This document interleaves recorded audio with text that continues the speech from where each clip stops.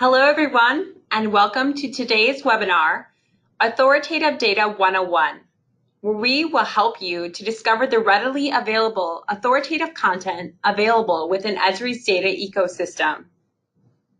This webinar is an installation of the 2019 Spatial Data webinar series, and it will be recorded. I am your host, Carissa Schrader, and I am joined here today with Lucy Guerra, Sarah Osborne, and Tony Hauser. There are Data and Location Services product managers. Together, we collaboratively work behind the scenes to bring you the best available data on the market. Now let's walk through the agenda. We want to better understand you, our listeners, and so we will be covering a few poll questions to help us gauge your interest. We will be covering a brief overview of the Esri data offerings and how to get started. And we'll discuss the location services offerings that we have, which include geocoding, geo-enrichment, and routing. We will save some time to answer your questions, so please feel free to use the chat window throughout the session to share your thoughts. We will also cover the road ahead and what you can expect from our team moving forward, as well as helpful resources to keep you connected. Now, before we get started, I wanted to take a moment to share a personal story. Last year at this time, before I worked for Esri, I was in graduate school, obtaining an MBA in Location Analytics and GIS. Like many of you, I struggled to find the data that I could trust, that could help me to take my base map from image A to image B in a quick and trusted manner. I know we have all been there. We've hit that search engine, we've looked for free or cheap or easy, and we've collected, analyzed, and built internal databases that require regular updates and quality assurance. But it doesn't have to be this way. At Esri, we do the curating for you, and it is our goal to help you be data efficient. We want you to trust in your decision making, to save time with ready-to-use data layers. We want to help you bring context to your existing data to maximize the value of your technology. To do this, we need to understand who you are and how we can strive to better help you. Now let's take a moment for a quick poll. Our first question: what is your experience in using Esri products? Go ahead and select one, and I'll share the results with the group.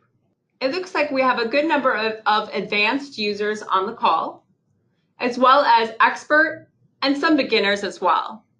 And for those of you just joining us, we're happy to have you here. I have Lucy, Sarah, and Tony with me. And Lucy, when we say authoritative data, what do we mean?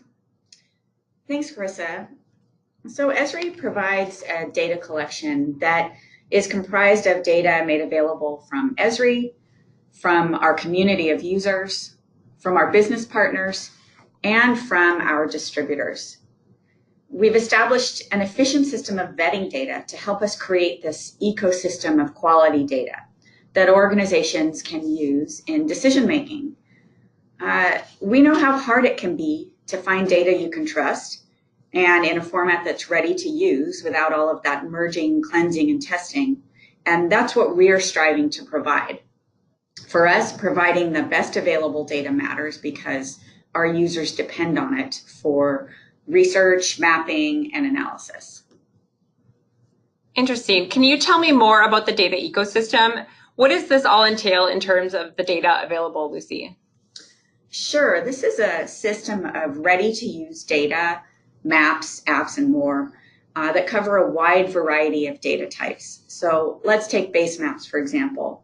We offer streets, topography, and imagery to help provide context in the display of an organization's operational data. We carry demographics, spending, and lifestyle data from both Esri and our partners.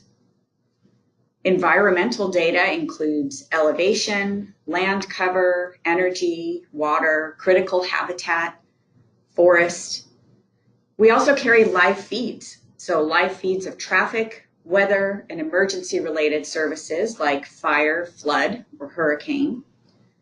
And we also have location services, services that bring this data to life.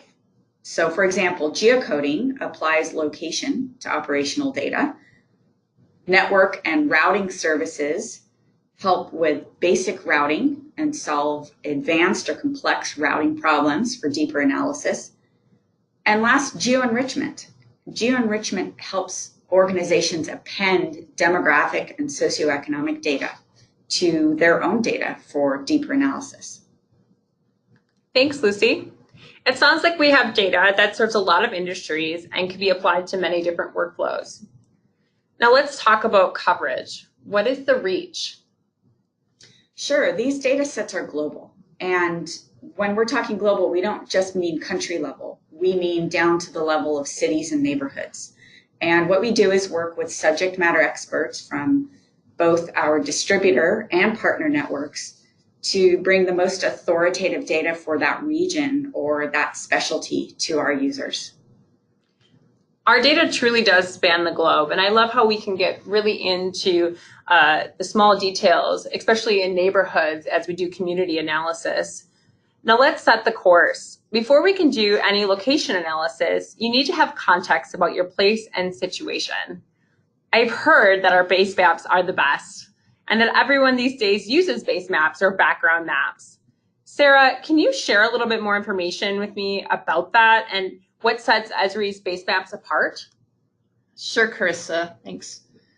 There's a couple of things that set our base maps apart. First, since base maps are foundational, we've made it easy to access them from anywhere. Many apps have a gallery built in so you can pick which base map you want to use. In this example, you're seeing the base map gallery in the ArcGIS Online Map Viewer. And this is pretty typical of our galleries where you have access to imagery and street-based maps and then some other specialty type of maps like oceans. So you can go to this gallery and then pick a base map and you're off and running.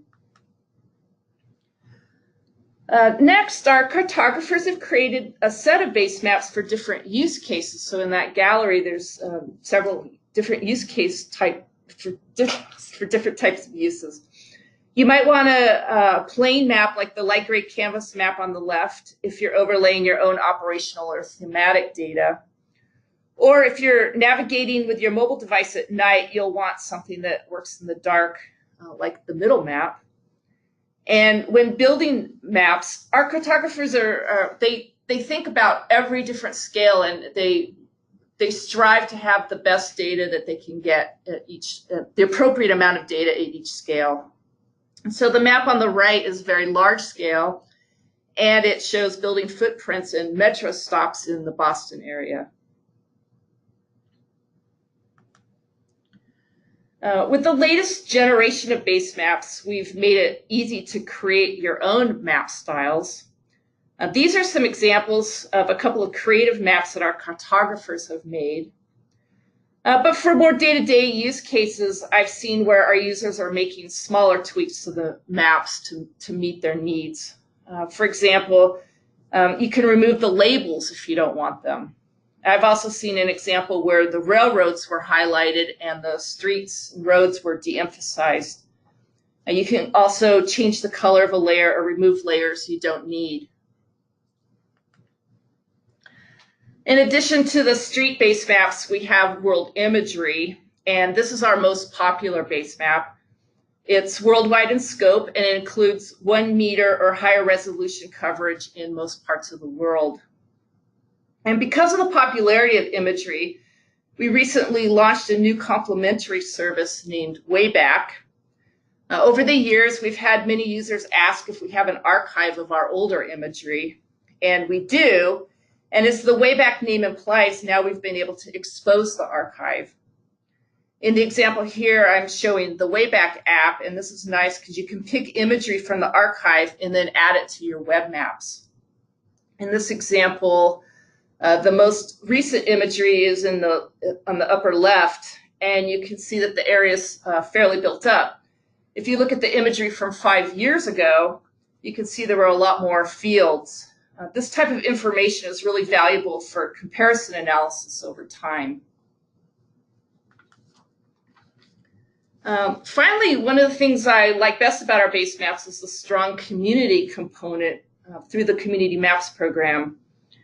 With this program, we obtain authoritative content for both our streets and imagery base maps, and we all benefit because we're getting quality data from the users in our community, and the communities that contribute have easy access to the base maps with their data in it that they can use in their own applications.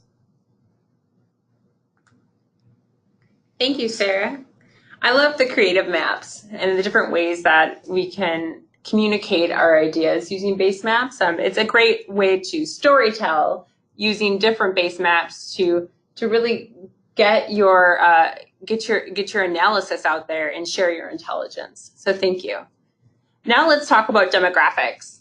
Lucy, this seems to be your expertise. I would love if you could share some more information with us about the demographic offerings that we have. Yeah, great. Happy to. So when it comes to demographic data, Esri offers 2 tiers.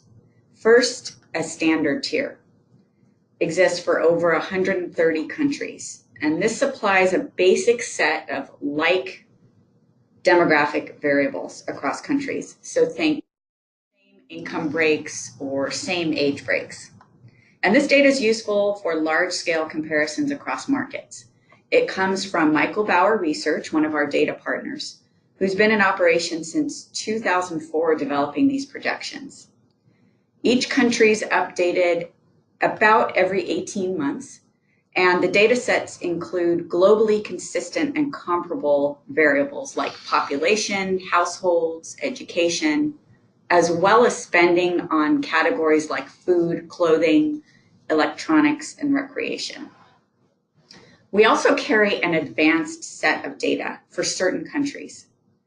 And these advanced data sets expand both the breadth of data topics, but also the depth of the geographic levels, so more granular. In Canada, Japan, and Germany, we've worked with Esri distributors to identify and provide these advanced data sets, which are generally updated on an annual basis. And in the US, we have our own team of demographers that build annual updates to population, age, income, households, education. We go into spending and behavior data. This team is also the creator of Esri's Tapestry segmentation system. And this system classifies every US neighborhood into one of 67 segments. The segments are based on socioeconomic and demographic composition, and the descriptive names of the segments help users learn who their customers are or their members or their constituents so that they can take that into further analysis work. Thank you, Lucy.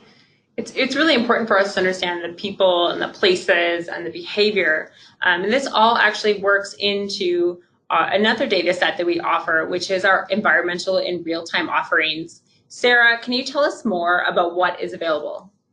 Sure, Carissa. We have a lot of environmental real-time data available in the Living Atlas, which is our online repository. And I've picked a couple of examples to show here. In this first one, we have the USA flood map. It shows current flood conditions in the United States using live data from the National Weather Service. This map shows the live stream gauges that are currently at or above flood stage. It also includes the 72-hour precipitation forecast from NOAA. And this map is a good example where we've taken raw feeds from NOAA and made them ready to use in ArcGIS Online and other ArcGIS applications. This is another example of using live weather feeds.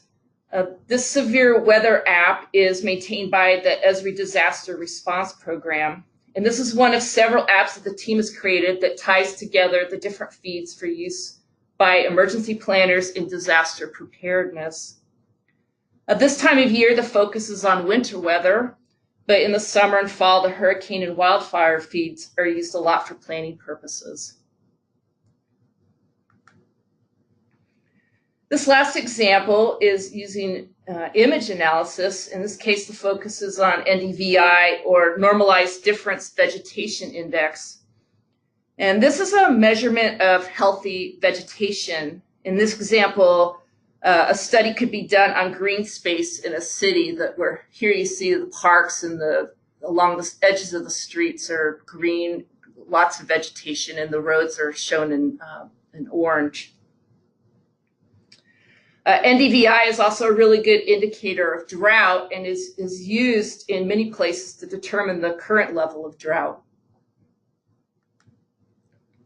Thank you, Sarah. I think what is really great about Esri's data collection is the uniqueness of data. And earlier we mentioned the ready-to-use curated data sets available. Now, these are available as a part of ArcGIS Living Atlas of the world.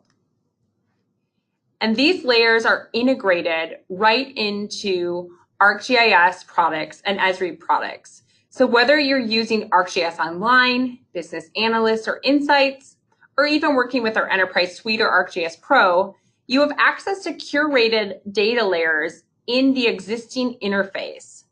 Simply click the Living Atlas of the World link, and you can start exploring. Additionally, you can head right to our web browser at livingatlas.arcgis.com, and you're able to go in and explore the different data sets available, which include our basemaps and imagery, and our boundaries, as well as the people, infrastructure, and environmental data that we just shared with you. There's also trending data, which is really, really exciting and interesting if you really want to use the latest and greatest available. And we have all sorts of different regions, so you're able to really browse based on your individual need on the Living Atlas. Additionally, we do have the Marketplace. Lucy, can you tell me more about the ArcGIS Marketplace? Yes, the Marketplace provides additional data and apps to extend and complement Esri products. Our partner network uses the Marketplace to showcase and sell ready-to-use data, including imagery, parcel, 3D data, points of interest data. For example, SafeGraph recently released Places, a place of interest data set that indicates where people spend money. This data is updated monthly and carries over 5 million places of interest in the US. I love that SafeGraph data set. It's actually available for free in the ArcGIS. So if you are an ArcGIS user, that's the latest and greatest data we do have available right now. Now, I'm going to move things over to Tony. Tony, I'd love to hear more about how Esri's data collection currently works with our existing data or our customers' existing data. That's a very good question, Carissa. In addition to being able to map and use Esri's data in your analysis, we have intuitive tools and workflows that make it possible to use your operational data or third-party data alongside Esri's data and services to essentially supercharge it. This is about mapping your data and putting it in context with its surroundings and local characteristics like demographics, socioeconomic data, environmental information, the stuff that my colleagues talked about earlier. With the improved situational awareness and additional context, you can query or ask more detailed questions of the data for enhanced reporting, analysis, and decision support. And because the quality of your analysis is closely tied to the quality of the data that you leverage within it, it's crucial that you work with the best possible data, and that includes your organization's data and third-party sources. So in addition to your own quality assurance measures, we recommend what we call a data health check to make sure you're working with the data that makes sense and is properly configured for your organization's goals. Want to let you know that Esri can help you with this data health check. So please keep an eye out for this at our events. I couldn't agree more, Tony. Healthy data is so important, especially for accurate decision making. So thank you for sharing that with us. And well, all of this is really great, but we do want to take the next step in making our data come to life. Can you share more information about our location services with us? This is very important. And to answer that, let's briefly talk about some of our key location services. And this includes the tools and workflows they support. First, we offer services that support geocoding your location data. That's taking your addresses or area information and associating it with locations on a map. Our geocoding will help you get your operational data, whether that's information about your sites, facilities, or areas of interest, quickly and accurately located.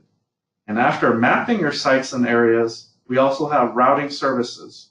Using sophisticated spatial analytics, they will help you find the most efficient routes between your point A's and your point B's.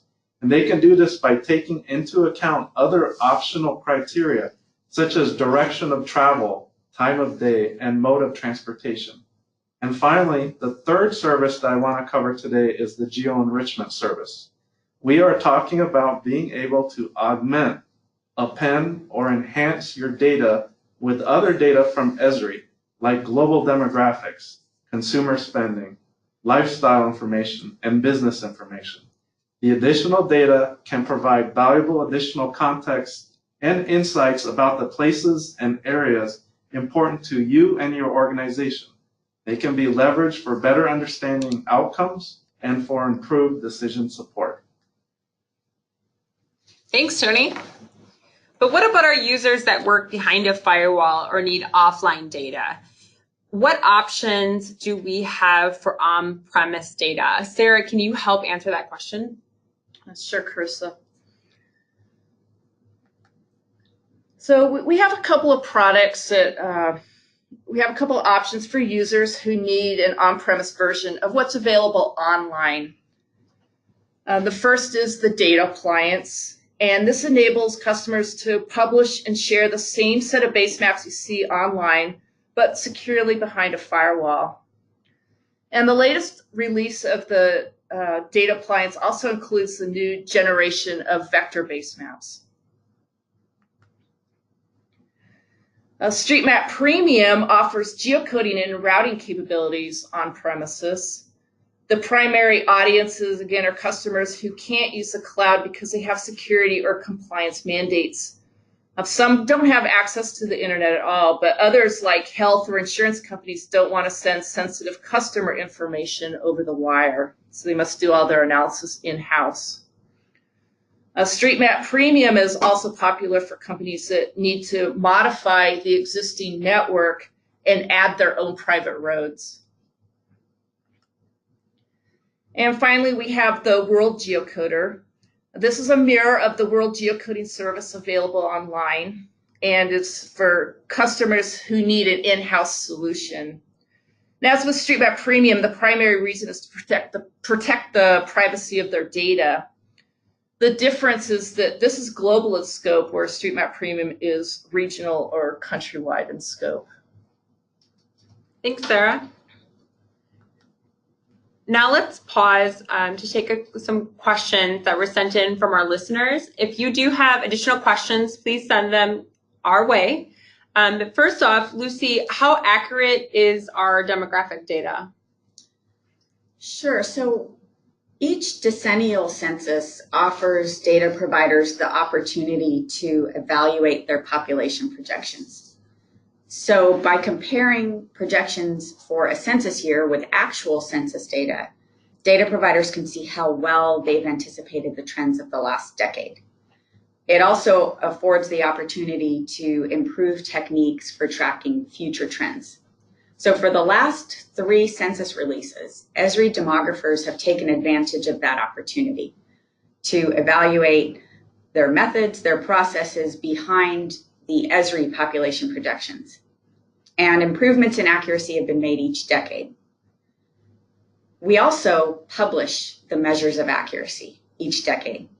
And we'll be planning to do this again after the release of the 2020 census. And another important aspect to projecting population, especially now, is the effect of natural disasters. So the team has made every effort to incorporate major natural disasters into demographic updates. So for 2018, we included adjustments to 25 counties in 5 states. That was Hurricane Harvey, Irma, and the Northern California wildfires from 2017. But you can also think of that we'll be doing the same for 2019, where we'll incorporate Hurricane Michael, the Carr wildfire, the Camp wildfire. Those covered 9 counties, which was 131 block groups, and there were over 17,000 lost households. Wow. Mm-hmm. It's really important to have those accurate data sets out there so we can perhaps move forward and make measures to do better next time. Absolutely. Another question we got in, and Sarah, I think I'll direct this to you. How often is data within the Living Atlas updated? Well, that's a good question, Carissa. And my answer is it depends. It really does depend on the type of data. The live feeds that I was talking about, some of those are updated every 5 minutes or every 4 hours or on a daily basis. Other data sets where the data doesn't change that often, the team will update it maybe once every couple of years. But they're always looking at it, and if there's new data that becomes available, new data sets they can add to it, they will. So it's so it really depends on the type of data. The type of data. Yeah, I know it's we're always working to bring the best available, and sometimes the best available is every 5 minutes. That's really exciting to keep our data fresh. And another question, I guess I'll throw at you, Sarah, is can I stylize my own base maps? Yeah, I talked about this earlier. You can. We have vector base maps. Those are the ones that you can stylize. And we have an editor that's available. It's don't be scared because it's on the developer site, but that's where you can go and get it. And you bring in it's a very nice app actually, and you could start with an existing base map, so you don't have to start from scratch, and then you can start removing layers, or you can pick a different language, or you can do a variety of things. Yeah, you can do a variety of things and make the map meet your needs for your workflow. Very cool. And actually, I dropped a resources doc onto the live webinar here, and I have put on the previous webinar for vector-based maps. So if you are interested in that, please find that resource. But Sarah, you did mention the developer. If I'm building an app as a developer, can I incorporate Esri's data into my app? Tony, would you be able to answer that for us? Yes. Fortunately, I was anticipating this particular question, because Esri supports multiple developer options for incorporating our content and analytics in your custom apps, workflows, and integrations. Many of the map services that we discussed today can be used as background or query-enabled layers within web maps embedded in your apps. Those geocoding, routing, and geo-enrichment services that I discussed earlier can also be leveraged through Esri's SDKs and APIs, including ones supporting JavaScript, Python, and .NET. Or if you prefer, you can even work with the more granular REST web services endpoints. To summarize, you have multiple options to tap into the valuable content and location services supporting not only your apps, but Esri's own off-the-shelf applications, tools, and workflows. I encourage everybody on the call to go to developers.arcgis.com for more detailed information about these options. Thanks, Chris. Thanks, Tony. So what's next? What's on the road ahead for our data offerings? We're continuously working behind the scenes to bring you the best available data in a timely fashion. This means that updates are happening regularly with the goal of helping you start an analysis faster. This includes bringing new data products to market based on customer need. One of these examples is our time series data, which includes annual estimates of population, households, and housing units. This data is coming soon and will be available to you early summer. We also want to make it easier for organizations to contribute to our Community Maps program, and we have recently added a new Community Maps Editor app to help ease this process. You'll find a link and information how to get started in our resources document. Because of the dedicated user community and the hardworking teams at Esri, we are able to make updates to our base maps every 3 weeks. We're also working on providing new educational resources, including Learn Lessons, to help connect you with the technology and skills that you need to bring your data to life. Stop by learn.arcgis.com to start exploring. I wanted to take a moment just to say thank you to our guests, Lucy, Sarah, and Tony, for joining in the conversation today. As always, if you have additional questions or you wanted to discuss data in more detail, you are welcome to reach out to us directly. We are happy to lend a helping hand and lead you to the resources available. We invite you to stay connected via our Twitter handle @Living Atlas, to join our monthly newsletter, Living Atlas Gems, and also stay tuned into the Living Atlas blog. We also will be hosting a number of sessions at the upcoming Esri User Conference in July, and we would love to see you there. You can find more information on the conference and additional resources in the panel of the live webinar.